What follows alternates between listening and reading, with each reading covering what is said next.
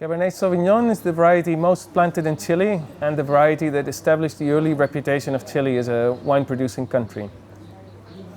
It grows excellent in the central valley of Chile, where there's a large choice of soils and different types of climate, whether you are closer to the Andes or closer to the ocean. In our case, we try to make a fairly plush version of Cabernet Sauvignon with lots of ripe red fruits, fairly soft in body, a little structure but not too much. We try to focus mostly on the fruity quality of the wine, even though the wine is aged for some 6 to 8 months in oak barrels to just give it an extra hint of spicy complexity.